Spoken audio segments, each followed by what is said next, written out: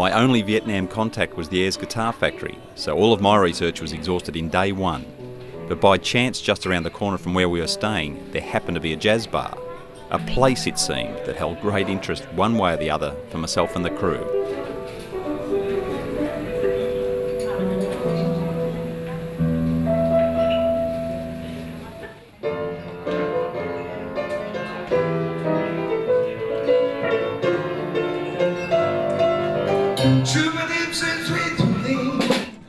So musicians the world over have this collection of standard songs that allow us to converse whenever and wherever we meet. So to turn up in a foreign land, find a place of music that just happens to have an unused guitar on stage, this seemed to me to be a very significant starting point.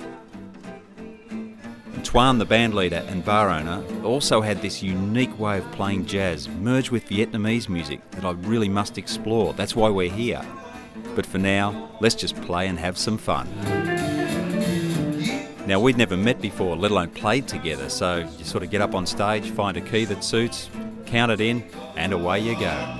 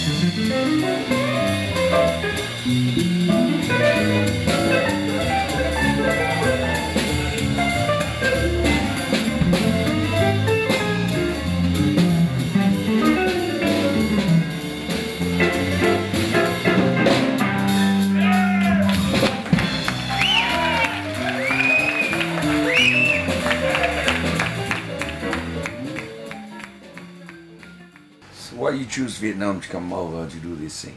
I've done it in Morocco once. Morocco. I've done it in Morocco because I know nothing about Vietnamese music, and you know, because the notes you choose and scales are not natural to me. I want to understand why. Thank you so much for interest in my music. I mean, like, I grew up from the family, like traditional family. So my parents and sister, brothers, they all play and sing traditional Vietnamese music. My parents passed it to me. Yeah. It seemed like without any theory, you know. Yes, yeah, okay. Just, you know, my father and my mother just sing for me some traditional and play for me some traditional. And then I joined her and their group very early, because in Vietnam, like, parents always bring kids to the work. Yeah. And then I heard so many great musicians play traditional from that time. But I think right now it's very helpful for me for now, because I'm writing a lot of the co-fusion music. Yeah, well, that's what I heard. I heard yeah.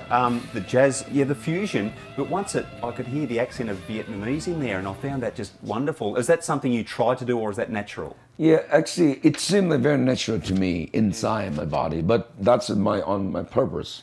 Yeah, it's fascinating, and through the whole Asian culture, can you distinctive between Vietnam and other countries as well? Like, can you tell a province apart? Do you have different styles of music? Yeah, we have mainly we have 3 different parts of Vietnam, right? It sounds different and it scales different. So the people in the northern Vietnam who lived in the mountains in Vietnam, like Sapa and Bắc Giang, you know, we call like Hmong minority people, and Zhao minority people, and Thai minority people.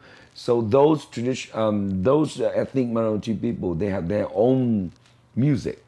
Okay. Just like the language has different dialects. Yeah, different dialect. But they have many nice things about, they're talking about what they use, the bamboo flute, It's one of the story. I write the song on this. It's called Market Day.